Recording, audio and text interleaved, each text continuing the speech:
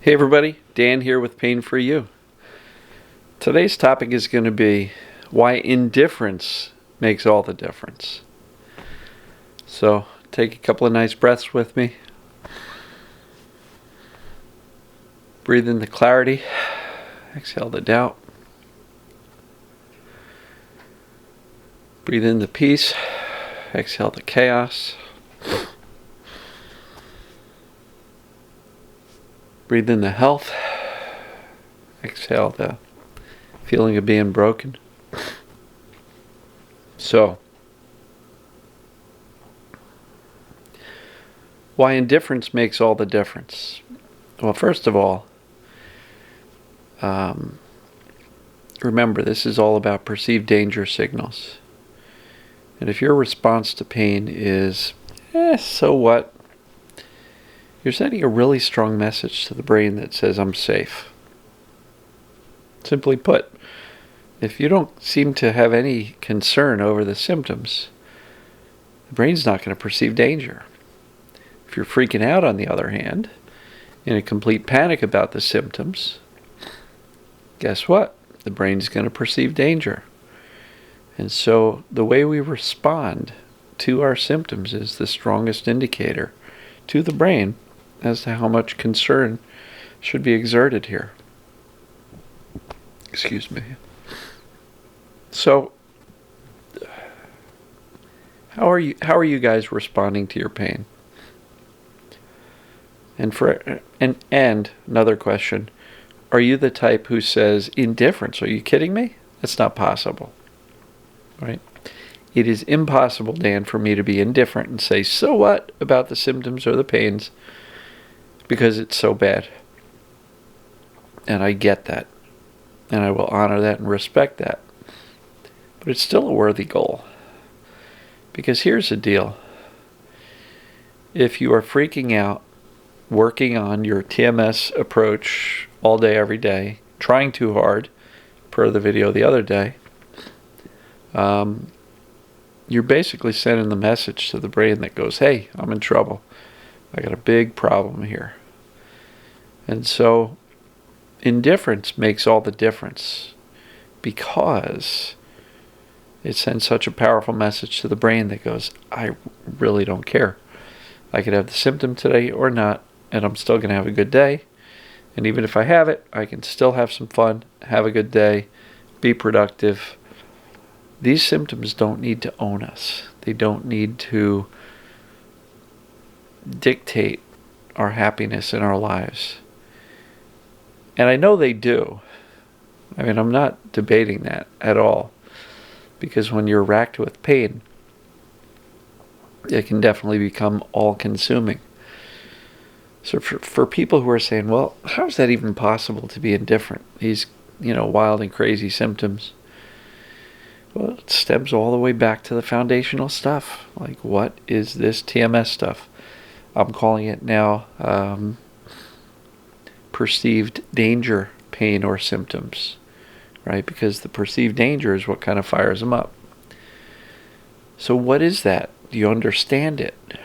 When you do, you've got the accurate knowledge of what's really going on with you and your body and your symptoms. And when you recognize that it's a misinterpretation, an overprotective brain that is creating these sensations in our bodies, then it's easier to say, so what? Because number one, so what? Who cares? Is very powerful to teach the brain that you're not in trouble. But it also is very freeing from a mentality standpoint. When you start to say, I don't really care about the symptoms and don't let them own you all day long, you start to have better days. Even if you still have the sensations, you're going to start going throughout your days with a little more ease and comfort emotionally, mentally, because the symptoms are not owning you as much. So I will just tell you that I have had countless people, I don't even know how many, YouTube comments, Facebook comments, one-on-one conversations with coaching clients People giving some feedback on the group coaching program as to what's working for them. And so many people are saying that once they were able to learn this thing called indifference, that's what made all the difference for them. And let's not confuse indifference with ignore. Seriously, do not think I am telling you to ignore your pain. It's not possible at all. So don't try. Indifference means you're showing little to no concern. You just don't care. And I know that sounds impossible. And it may be for you right now. But if you're freaking out all the time, you're sending the wrong message to the brain. And I'm not saying that's your fault. It's just where some of us ended up. But if that's where you are, I'm going to really strongly encourage you to step out of freak out. Move towards indifference. But if that's not within reach yet, calm reassurance. Well, how do we reassure ourselves? With the accurate knowledge that our body is actually okay, and it's just the misinterpretation of the brain creating these sensations and symptoms due to these perceived dangers. Right?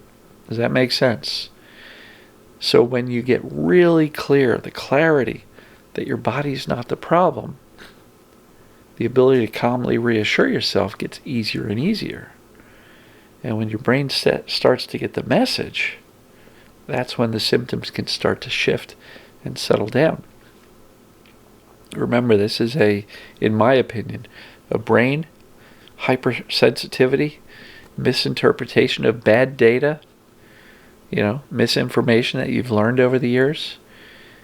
And so if we can teach the brain that we're okay, the brain's going to start to settle down and give us a different result. And I really will say, the length of time you've had your symptoms, the severity of your symptoms, doesn't determine whether or not you can get better. It doesn't determine the length of time it's going to take for you to get better. I have either personally worked with people or had people, send me messages, or I've heard other stories from other TMS, communities out there. People getting better from decades worth of symptoms pretty quickly. I've had a couple of the success stories have years worth of pain really get better in a couple of months. Significantly better to the point that these people knew they got their life back. Lady I know had 40 years worth of symptoms. Coaching client of mine from years ago. 40 plus years of symptoms. She was better in about 6 weeks. It was kind of cool. One of my success stories, 43 years of migraine headaches. She got through it. I don't know exactly what her time frame was, but it didn't take her 43 years worth of recovery to get out of 43 years worth of pain. And if you're thinking about this neuroplasticity stuff, it doesn't take us as much time as we've been having these symptoms to get rid of it. We don't have to undo all of that neural circuitry, but we can build some new circuits around the old worn grooves, which are pain-free. All right? If you've ever had a case where your pain shuts off, that means that your brain is capable of using different circuitry that does not fire those symptoms. Have you ever had a case where while you were not thinking about it, you didn't notice it? You were engaged in life, socially, work-wise, professionally, and you got lost in doing whatever you were doing, and temporarily you forgot about your symptoms, and what you realized was, I didn't notice them. Well, if you don't notice them, they're not there. Why? Because those neural circuits are not being fired. So we can teach the brain to stop firing these pain signals once the brain feels safe that you don't need this warning signal called pain or other symptoms to protect you from these perceived dangers. I'm trying to bring this all together so it makes a lot of sense. To me, it does. It's as clear as day how the brain, the nervous system, pain or other symptoms respond to dangers.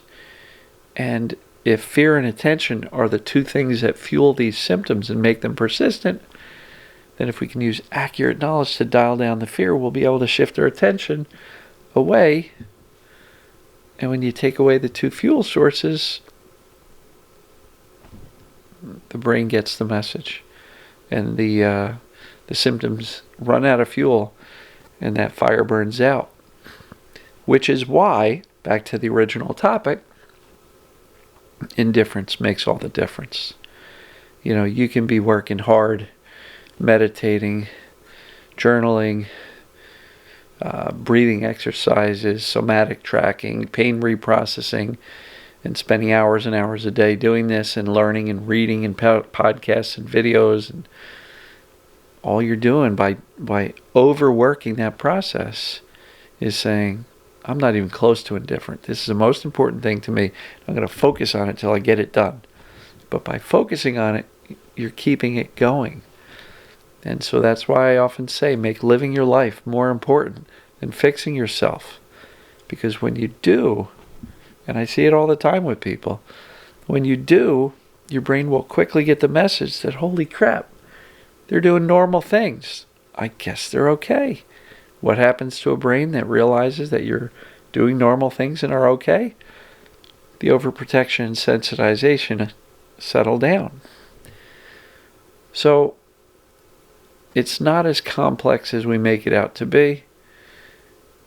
It can be quite simple. It's challenging. It's not easy, but it's quite simple.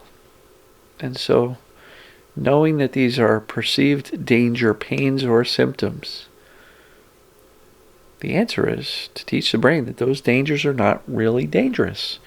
Emotions, work stress, family stress, relationship stress, self-imposed beliefs and judgments, right? Self-criticism, movements, body positions, right? If you can teach your brain that those perceived dangers are not really dangerous, the warning signal can shut off. So, I hope this helped. Indifference makes all the difference. Move towards it. And hopefully this video helped you understand a little bit why indifference makes all the difference. So I'm going to wrap this one up. Love you guys and gals. Hope you had a fantastic weekend. We'll see you tomorrow.